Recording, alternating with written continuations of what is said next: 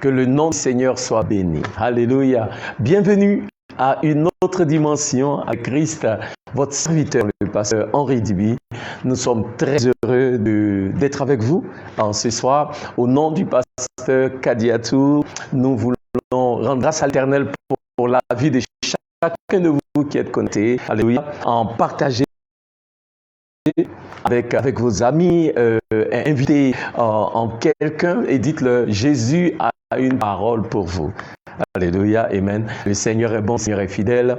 Nous étions ensemble le samedi dernier. Nous avons parlé des symboles du Saint-Esprit et ce soir, l'Éternel nous donne l'opportunité de continuer de partager la bonne nouvelle de Jésus-Christ avec vous tous qui êtes connectés. Bienvenue à la fac, c'est la foire aux questions, amen. Et ce soir encore, nous croyons que l'Éternel a préparé quelque chose de bon pour nous, que son nom et son nom seul soit élevé. Prions tous ensemble. Éternel, Dieu, nous te bénissons et nous te rendons grâce.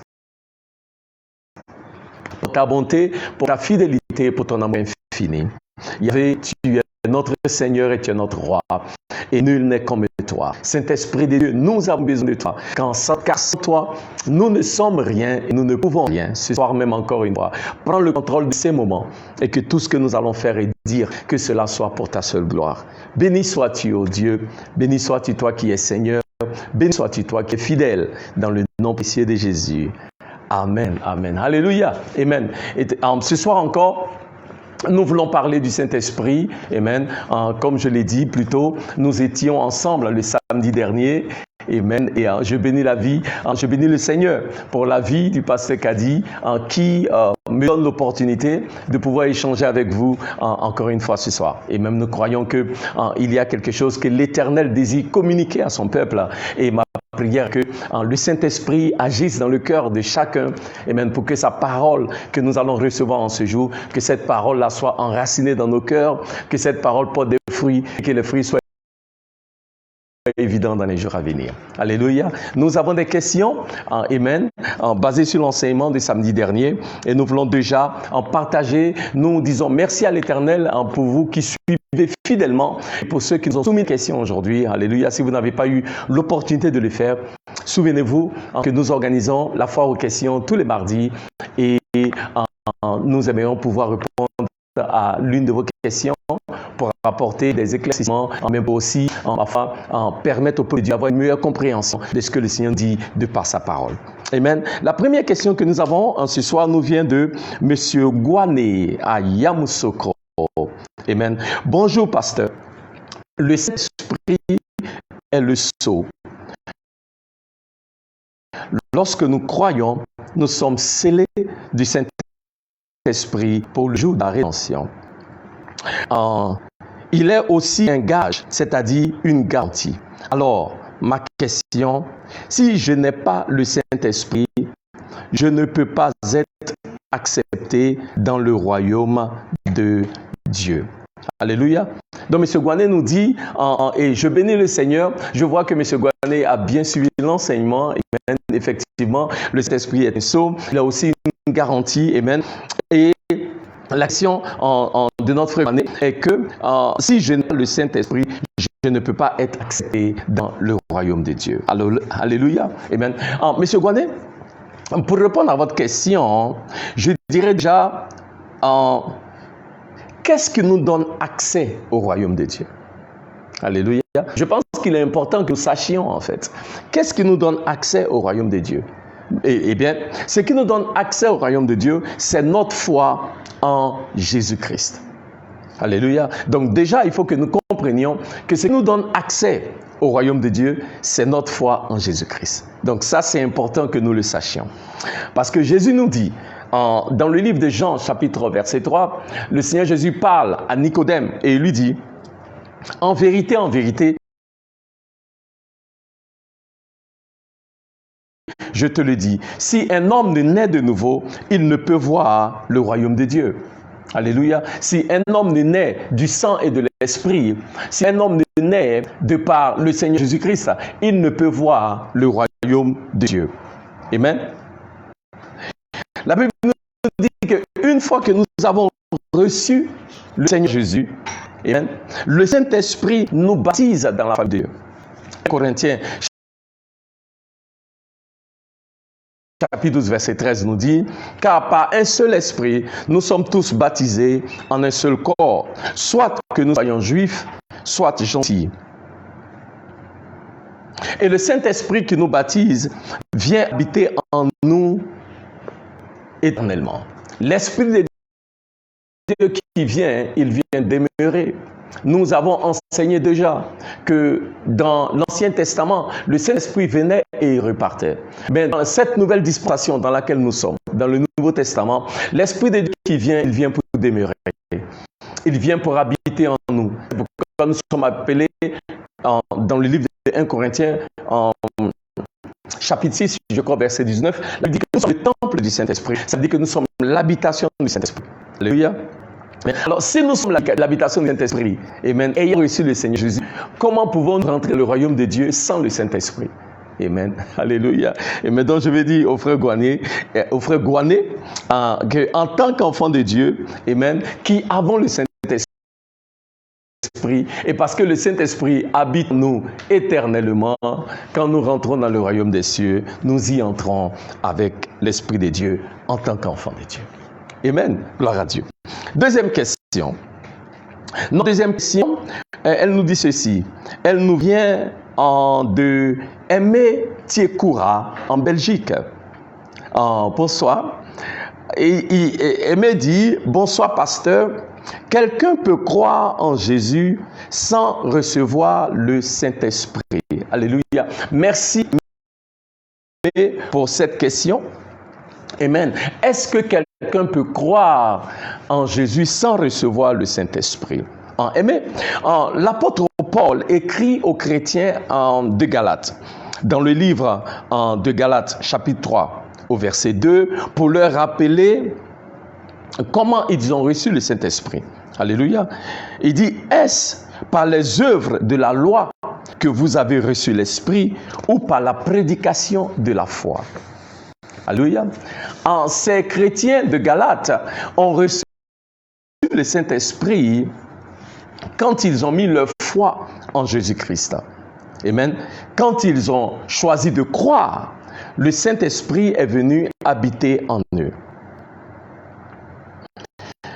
Paul dit que le Saint-Esprit leur a été donné parce qu'ils sont des enfants de Dieu. Nous recevons le Saint-Esprit parce que nous sommes des enfants de Dieu. Paul va plus loin. Dans le livre des Galates, chapitre 4, verset 6, Paul nous dit, « Et parce que vous êtes fils, mâles et femelles, Dieu a envoyé dans nos cœurs l'Esprit de son Fils, lequel crie, Abba Père. » Mais si nous croyons en Jésus, nous avons reçu le Saint-Esprit. Alléluia. Amen. Donc la Bible nous dit que le fait, quand nous confessons Jésus-Christ comme notre Seigneur et comme notre Sauveur, l'Esprit de Dieu vient habiter en nous. Donc si vous avez cru en Jésus, si nous avons cru en Jésus-Christ, alors nous avons reçu l'Esprit de Dieu. Alléluia. Amen. Seulement, quand je lis la question, je vois qu'il y a une petite confusion entre recevoir le Saint-Esprit à la nouvelle naissance et recevoir le Saint-Esprit avec l'évidence de parler en langue. Alléluia. Donc, on ne doit pas confondre les deux. Quand nous croyons en Jésus-Christ comme Seigneur et Sauveur, nous recevons alors le Saint-Esprit. La Bible dit, nous sommes baptisés dans la famille de Dieu par le Saint-Esprit de Dieu. Alléluia, parce que nous avons cru. Amen. Maintenant, il y a aussi le baptême de l'Esprit que nous recevons par l'effusion. Quand la Bible nous parle de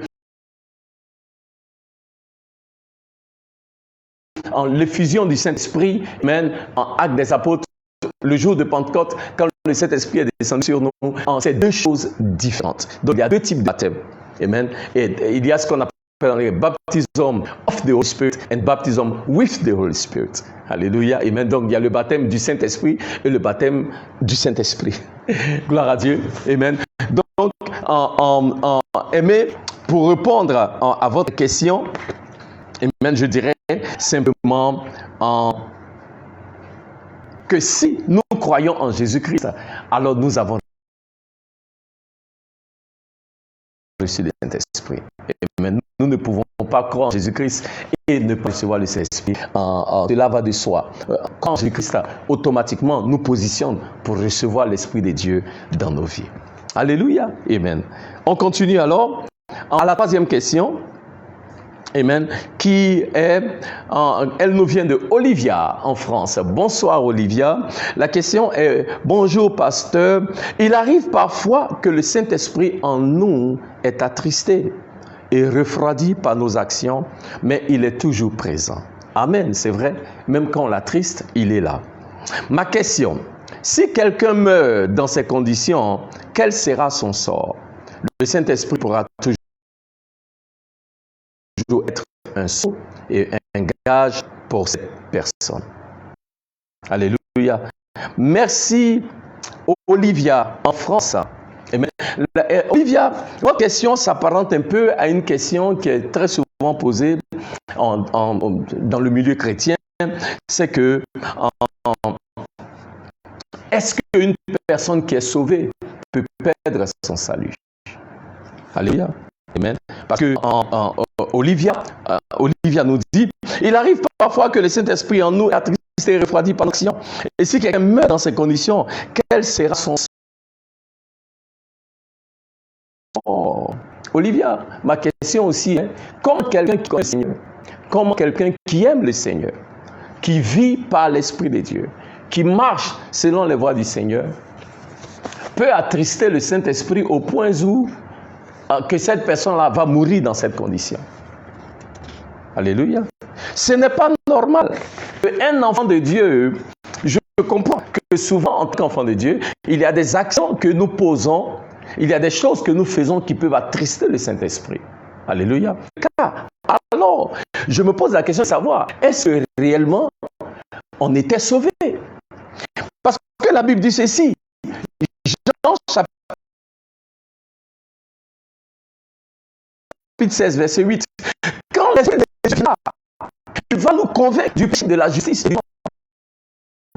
Alléluia. Donc, on ne peut pas avoir le Saint-Esprit vivre d'une manière, parce que ce qui attriste le Saint-Esprit en Olivia, c'est le péché. Amen. Donc, on ne peut pas tellement se plaire dans ce péché-là, qui attriste le Saint-Esprit, et puis mourir dans cette condition. Donc, Olivia, quel sera le sort de cette personne? Mais je dirais que cette personne-là, techniquement, si cette personne est réellement sauvée, et qu'elle marche par l'Esprit de Dieu, alors elle va recevoir la conviction du Saint-Esprit et se détourner de ses mauvaises voies. Alléluia. Mais si cette personne n'a pas la conviction du Saint-Esprit et qu'elle ne se détourne pas de ses mauvaises voies, amen, alors quand cette personne va mourir, cette personne-là ne va pas rencontrer le Seigneur. Mais maintenant, ma question devient, est-ce que cette personne-là était réellement sauvée? Parce qu'un enfant de Dieu qui a réellement reçu Jésus-Christ comme Seigneur Sauveur, en qui le Saint-Esprit habite, ne peut pas se plaire ou se complaire dans une vie de péché. Aïe, ce n'est pas possible. Alléluia. Amen. Donc quand le Saint-Esprit habite en nous, ce Saint-Esprit qui habite en nous là, nous convainc du péché.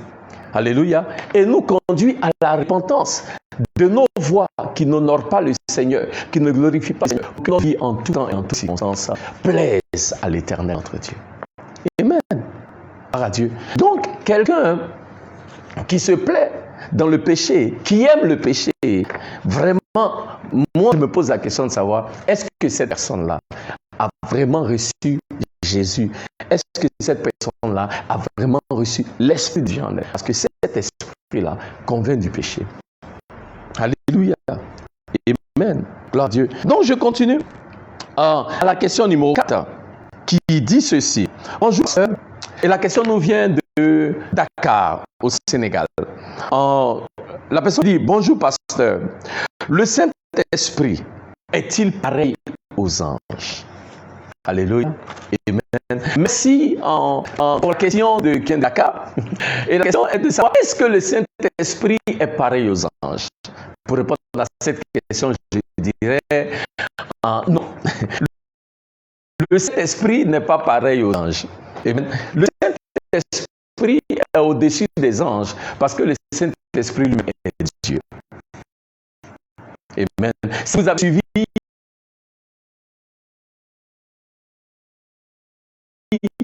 les enseignements, elle a parlé de la divinité du Saint-Esprit parce que le Saint-Esprit, la troisième personne de la Trinité, Dieu est en Père, Fils et Saint-Esprit, alléluia, et chacun d'eux est Dieu. Donc le Saint-Esprit n'est pas un ange, le Saint-Esprit est Dieu. Et dans les Écritures, nous voyons comment est-ce que la Bible nous dit que le Saint-Esprit est omniprésent. Il a tous les attributs de Dieu sont aussi associés au Saint-Esprit.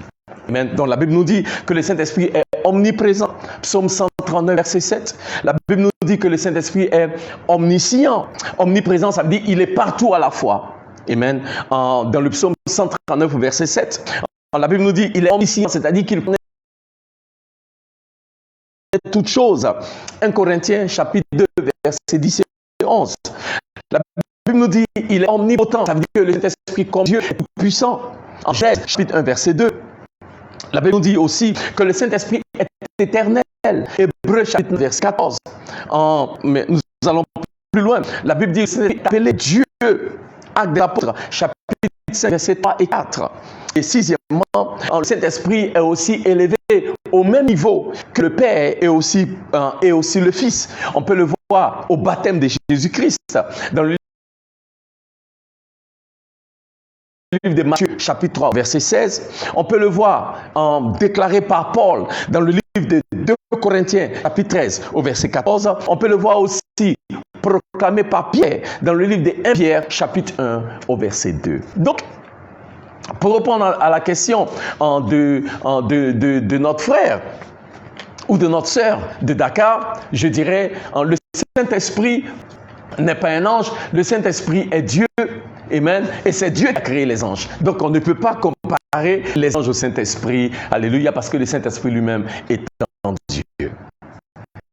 Les anges ne sont qu'une création de Dieu. Gloire à Dieu. Amen. Donc, ceci étant, continuons. Dans ce qui elle vient de Louis,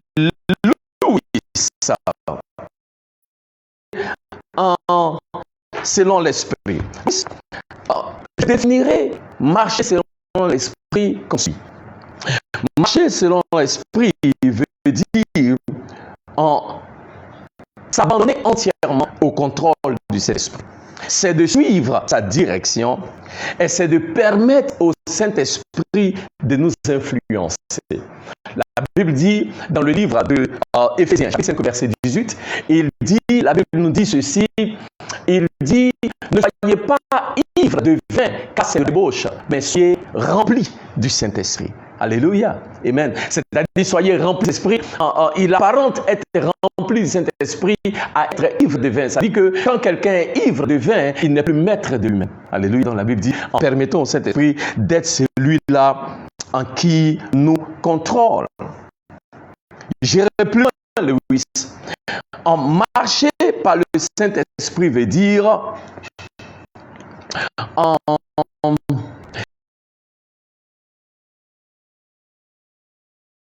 regardez à Jésus. Marcher par le Saint-Esprit, c'est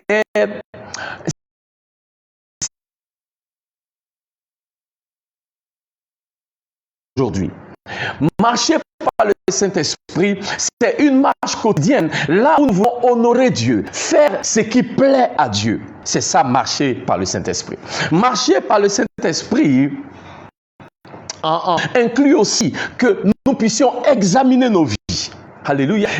Voir ces choses-là dans nos vies qui n'ont pas le Seigneur, nous repentir de ces choses-là et demander au Saint-Esprit de nous aider. Alléluia. Et je dirais aussi que marcher par l'Esprit est la norme biblique de tout croyant. Si tu es un croyant, si tu es enfant de Dieu, si tu as mis ta foi en Jésus-Christ, alors ta vie doit être ordonnée par le Saint-Esprit. Paul le dit si bien dans le livre de Galates, chapitre 5, au verset 25, il dit, si nous vivons par l'Esprit de Dieu, alors marchons par l'Esprit de Dieu. Alléluia. Si nous vivons par l'Esprit Dieu, alors marchons par l'Esprit de Dieu. Alléluia. Amen. Louis, je dirais, en résumé, que si nous sommes conduits par l'Esprit de Dieu, alors nous devons savoir, pour répondre maintenant à la question, parce que Louis, vous voulez savoir, est-ce que c'est la même chose, marcher par le Saint-Esprit, marcher par la parole de Dieu? Eh bien, Louis, je dirais tout simplement que si vous marchez par le Saint-Esprit, vous marchez à la parole, parce que le Saint-Esprit vous conduit. On dit le Saint-Esprit ne va pas vous conduire d'une manière qui est contraire à la parole. Alléluia. Donc, si le Saint-Esprit est celui qui vous conduit, si le Saint-Esprit est la personne qui vous conduit, alors, obligatoirement, le Saint-Esprit conduit par la parole. Parce que tout ce que l'Esprit fait, il le fait selon la parole de Dieu. Alléluia. Le Saint-Esprit ne va pas vous conduire de manière contraire à la parole. Amen. Donc, si nous marchons par l'Esprit, nous marchons par la parole. Gloire à Jésus. Amen. Sixième question, qui sera notre dernière question. Alléluia. Et la question nous vient de Franck Kouakou. Alléluia. Bonsoir Franck. Et Franck pose la question comme suit. Il dit, tomber par l'Esprit est-il biblique? Waouh, j'aime la question. C'est une question, Franck, c'est une question que j'ai trouvée très pertinente. Amen. Et il dit, je parle à l'imposition. En fait, comme dit, souvent, nous voyons dans nos églises quelqu'un, et puis pouf, la personne tombe. Amen. Donc, Franck veut savoir, est-ce que c'est biblique?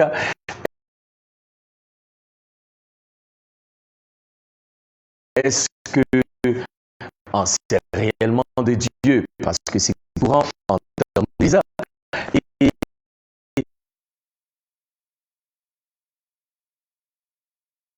Il n'y a, il n'y a pas de mention spécifique dans la Bible sur tomber sous l'esprit comme ça, de mention spécifique. Je m'explique. C'est que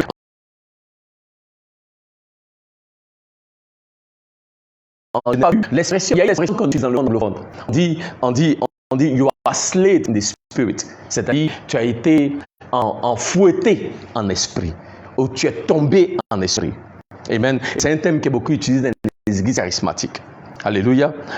Donc, je n'ai pas vu dans les Écritures, de manière spécifique, là où c'est dit que un serviteur de Dieu, ou un des apôtres, ou un des disciples, a mis la main sur quelqu'un qui est tombé.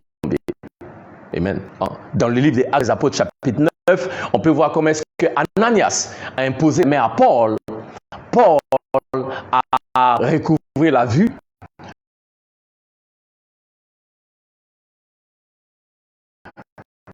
Il a retrouvé la vue et la Bible dit que Paul fut rempli de cet esprit. Mais la Bible ne dit pas que Paul est rempli. Ananias a main, Paul a vu et il fut rempli du Saint-Esprit. Alléluia. Alléluia. Amen. Je veux dire ceci. Bien que je n'ai pas... Franck, c'est non. Malgré que je n'ai pas non. Franck, bien que les Écritures n'écrivent pas de manière spécifique, que nous ne voyons pas dans la Bible, que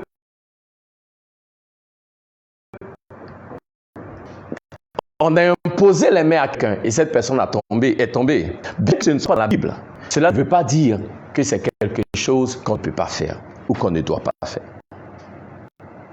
Alléluia. Ce n'est pas parce que ce n'est pas mentionné dans la Bible que c'est mauvais. Je m'explique. Parce que, comme j'ai dit, Franck, votre question m'a amené à réfléchir. Parce que je me rends compte qu'on peut toujours dire, comme vous posez la question là, de savoir, est-ce que ça est dans la Bible qu'on impose les mains qui tombent? Je peux aussi dire que c'est dans la Bible que tu peux voiture pour aller à l'église. Ça n'y est pas dans la Bible. Okay? Mais ce n'est pas parce que ce n'est pas mentionné de cette manière-là dans la Bible que c'est quelque chose qu'on ne peut pas faire ou que ce soit mauvais. Okay? Donc, déjà, je veux aussi qu'on comprenne cela. Donc, Franck je veux répondre à la question de manière pédagogique. Voilà, c'est le mot. Ok. Donc, retenons, j'ai sondé les Écritures. Et il y a un passage spécifique des Écritures qui nous disent que en Paul a imposé les mains à Pierre, et Pierre était l'esprit et il est tombé. Ça, c'est un. Deuxième chose, c'est que ce n'est pas mentionné spécifiquement dans la Bible que c'est mauvais. Parce que je peux aussi dire, que ce n'est pas écrit dans la Bible que tu vas à l'église en voiture. Donc je peux dire, je vais à l'église dans ma voiture, mais ce n'est pas dit dans la Bible que je vais aller à l'église dans ma voiture. Alléluia. Donc il faut aussi que ça soit clair.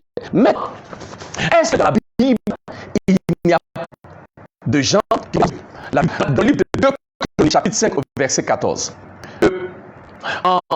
Pendant la consécration du temple de Salomon, la Bible dit, la maison fut remplie d'une nuée. Et les sacrificateurs ne pouvaient plus tenir sur leurs pieds pour rendre ministère à cause de la nuée. Il dit, car la gloire d'Éternel avait rempli la maison de Dieu. Je m'explique, Franck. La Bible dit que Salomon, avec le peuple de Dieu, ont consacré le temple à l'Éternel. Et l'Éternel a manifesté sa gloire. Et la Bible dit, il y avait une telle gloire dans la maison de l'Éternel que les sacrificateurs ne pouvaient pas tenir sur leurs pieds. Alléluia. Amen. Donc ils ne pouvaient pas tenir sur les pieds. Donc s'ils ne pouvaient pas tenir sur les pieds, c'est qu'ils étaient à terre. Ils sont tombés. Ça, c'est dans l'Ancien Testament. Donc nous avons cherché un exemple dans le Nouveau Testament. Jean, chapitre 18, verset 6. La Bible dit que Judas a trompé Jésus et il a dit aux pharisiens là où ils peuvent trouver Jésus et puis l'arrêter. Et la Bible dit que quand les soldats viennent pour arrêter Jésus, et la Bible dit, Jean 18, verset 6, que Judas était avec ceux-là. Et la Bible dit, Judas qui a trahi Jésus était avec les gens qui étaient venus arrêter Jésus. Et il dit, quand ils sont venus les chefs, Jésus a dit, je suis celui-là que vous cherchez. Il dit, ils ont tous reculé et ils sont quoi? Tombés. Ils sont tombés, n'est-ce pas, Franck? Est-ce qu'on a imposé les mains? Non. Mais ce que je veux établir, c'est que la Bible dit, parce qu'il y a la présence de Dieu dans le temple de Salomon, dans l'Ancien Testament, il était le Seigneur Jésus. Jésus a dit, il demandait, qui est le Jésus là? Jésus dit, c'est moi. Il y a une telle puissance qui s'est manifestée. Ils sont venus l'arrêter, ils sont tombés. Ça veut dire, Franck, il faut que nous comprenions qu'on peut tomber sous la puissance de Dieu. Pour que ça soit établi clairement. Qu'on peut tomber sous la puissance de Dieu. C'est bien. Alléluia. Est-ce qu'on se comprend? Voilà. On peut tomber sous la puissance de Dieu. Donc, des fois, l'on peut tomber dans l'église, dans une croisade, dans un événement. On peut tomber quand il y a une puissante manifestation de la présence de Dieu. Maintenant,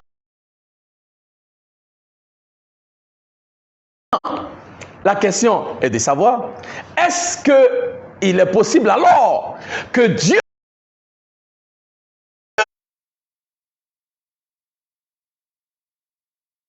si vous comprenez ma démarche. Amen. Parce que je pense que souvent on est là, on dit, ah non, ouais, mais est-ce qu'on a mis les mains, est-ce qu'il est tombé, est-ce que c'était vrai, est-ce que ce n'est pas vrai? Je ne vais pas rentrer dans cet argument. Vous avez compris un peu ma démarche depuis le commencement. J'ai dit si, Franck, j'ai dit oui, quand on regarde dans les Écritures, il n'y a pas de preuve. Oh, je ne dirais pas preuve, je ne vois pas un exemple là où Paul a imposé à quelqu'un, la personne est tombée. Mais j'ai dit, ce n'est pas parce que ce n'est pas mentionné dans les Écritures que c'est mauvais ou que c'est diabolique. Non. Parce que aussi, je peux envoyer la question sous cette forme-là. ce n'est pas mentionné non plus dans la Bible que je peux conduire ma voiture à l'église. Ok, voilà. Donc ce n'est pas parce que ce n'est pas mentionné dans la Bible que c'est mauvais. Donc, ça, c'est la deuxième chose. La troisième chose, c'est que la Bible nous montre clairement qu'il y a des gens qui sont tombés sous la puissance de Dieu.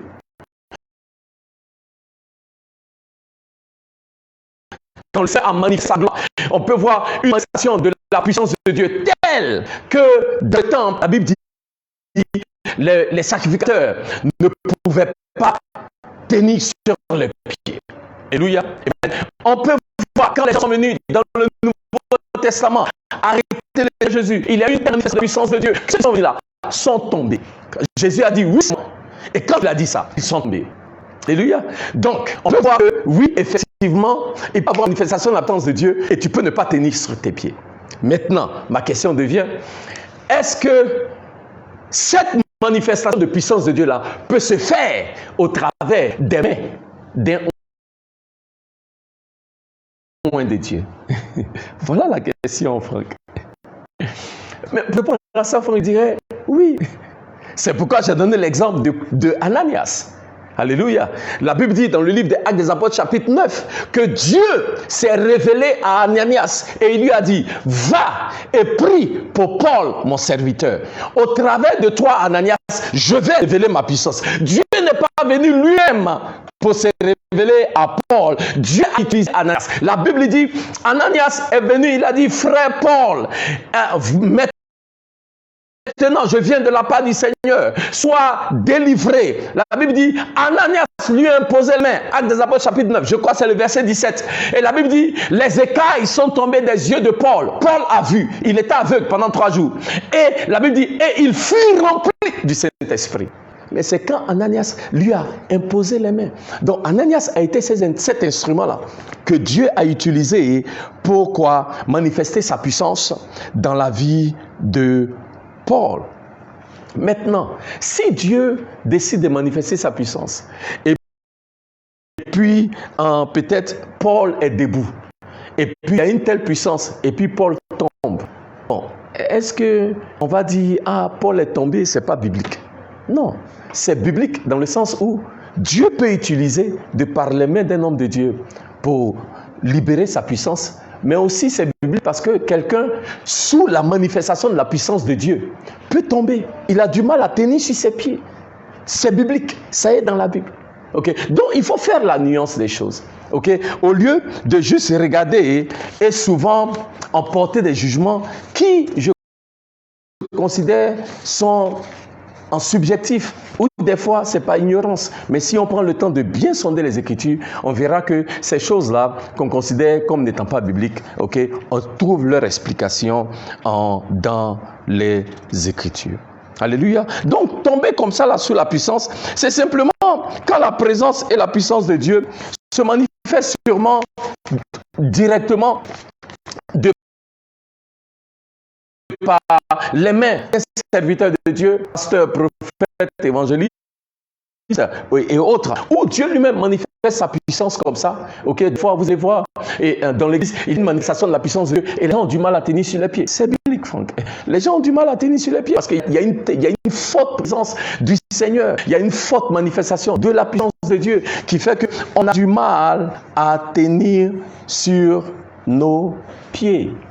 Maintenant, je vais finir en disant ceci à Franck. Franck, je comprends un peu le problème de certaines personnes. C'est que, est-ce qu'il y a le mot en anglais c'est counterfeit. Est-ce qu'il y a du faux? Il y a du faux. Voilà. Donc, souvent, on utilise ce qui est faux là, et puis on a mis tout dans le même sac. Non, ce n'est pas parce qu'il y a du faux. Parce qu'effectivement, il y a des gens, quand tu les as touchés là, il n'y a aucune manifestation de puissance, il n'y a rien, ils sont tombés. Est-ce que vous comprenez? Ok, mais où il y a des serviteurs de Dieu aussi, malheureusement, qui aiment pousser les gens.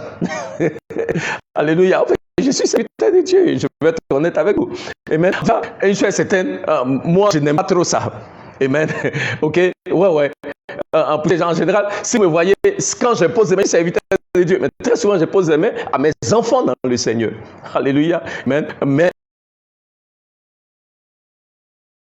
je n'impose pas les mains à tous. Et aussi, si j'impose les mains, je ne vais pas te pousser non plus. Parce qu'à la fin de la journée, la puissance, elle ne vient pas de moi. Je ne suis qu'un canal. Je ne suis qu'un instrument que Dieu utilise. Mais voilà, donc, donc souvent, on peut mettre la main comme ça. Même nous qui sommes serviteurs, on doit faire attention parce que tu peux poser la main et puis les gens te regardent et disent, ah mais le pasteur là, il est puissant. Puissant. On n'a aucune puissance par nous. Donc je n'ai aucune raison d'être orgueilleux parce que la puissance, elle n'est pas de moi, elle vient de Dieu. Voilà. Donc c'est Dieu qui manifeste. Donc si je pose les mains et quelqu'un tombe, c'est pas moi qui l'ai fait tomber. C'est la puissance de Dieu qui s'est manifestée dans sa vie là et il a du mal à tenir sur ses pieds et puis il tombe. Donc je n'ai pas à dire, ou quelqu'un n'a pas dit, ah mais pasteur Dibi est puissant, hein. Tu as vu quand il met les mains là, tu tombes. Non, ce n'est pas vrai. Ok, c'est Dieu qui est puissant, ce n'est pas pasteur Dibi qui est puissant. Amen. Vous comprenez? Donc oui, effectivement, le problème c'est que beaucoup de gens posent la question, est-ce que c'est biblique? Parce que souvent, il y a des gens, on les a poussés, ils sont tombés. Il y a des gens aussi, il n'a senti aucune puissance, il est tombé seulement. Comme il voit que tout le monde tombe, on tombe. Donc oui, effectivement, il y a du faux. Mais il ne faut pas regarder le faux là pour mettre en cause ce que Dieu fait. Alléluia. C'est très important parce qu'il ne faut pas regarder ce qui est faux là. Parce que c'est pas, on est en Côte d'Ivoire, on utilise franc CFA. Il peut y avoir des faux billets, mais ce n'est pas parce qu'il y a des faux billets de franc CFA que la BCAO va arrêter de produire l'argent. Je ne sais pas si je me fais comprendre. Voilà le truc. Et maintenant, il faut que nous comprenions exactement ce que Dieu fait. Je vais terminer en donnant un petit témoignage. J'ai déjà partagé un peu, donnez-moi 5 minutes et on aurait fini, que j'étais bouddhiste avant de connaître le Seigneur. Et quand je suis venu au Seigneur, au bouddhisme, on récitait ce qu'on appelle Nam Myoho Renge Kyo, parce qu'au bouddhisme, on parle de karma et plus de chanting, on appelait ça les chanting. C'est des incantations. Le plus d'incantations tu fais, tu peux influencer ton karma. Et les incantations qu'on faisait, c'était comme ça. Nam Myoho Renge Kyo, Nam Myoho. Ok, c'est une forme de parler en langue en fait. Donc quand je suis arrivé au Seigneur, que j'aime ma vie à Christ, un soir, on est allé à la veille des prières. Et arrivé à la veille des prières, c'était notre père dans la foi, et il a conduit la veillée et vers le milieu de la veillée, l'Esprit de Dieu a commencé à agir puissamment et il a demandé qui ici n'a pas encore reçu le baptême du Saint-Esprit avec évidence de parler en langue. Donc, on était quelques-uns, on s'est levé, il a dit, venez, je vais prier pour vous, je vais prier avec vous pour que vous receviez le baptême de cet esprit. Donc, nous sommes venus et il nous a dit, faites la prière en répétant après moi, Seigneur Jésus, c'est toi qui baptises du Saint-Esprit et de feu. Seigneur, maintenant, viens, que ton feu descende sur moi, baptise-moi, oh Dieu. Et il a dit, par la foi, élevez la voix et commencez à prier parce que vous avez demandé, croyez que vous avez réussi et priez parce que vous avez réussi. Et bien aimé, je regarde autour de moi. Quand il a dit je compte jusqu'à 3, vous croyez que vous avez réussi, comment ça? Tout le monde autour de moi commence. Le Saint-Esprit s'est manifesté. Tout le monde priait sauf moi. Aïe, je regarde à gauche, ça prie. Je regarde à droite, ça prie. Mais ma femme, même, elle était même complètement, comme on dit à Abidjan, elle était gaspillée même à terre, dans le Holy Ghost. Rabassada, avec les pleurs, tout ça. Là. Moi, je suis là, je sens rien, je vois rien. J'ai dit, aïe, mais comment? Ah, Seigneur, tout le monde parle comme ça là, mais moi aussi. Donc, j'ai dit, hein, Franck, c'est frère, c'est mon témoignage authentique.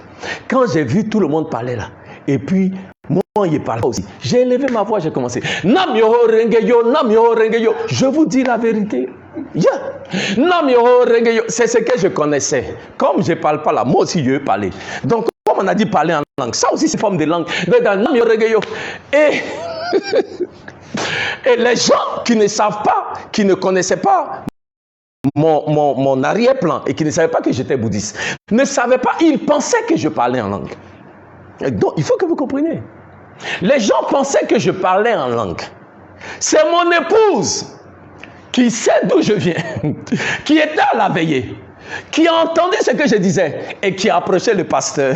Et dit au pasteur, il dit, hey pasteur, c'est qui dit là? Ce n'est pas du Saint-Esprit, hein? C'est le truc qu'il faisait avant là. C'est ce qu'il a dit. Est-ce que vous comprenez? C'était une forme de langue, mais ce n'était pas par l'Esprit de Dieu. C'est quelque chose que j'avais fabriqué. Ok?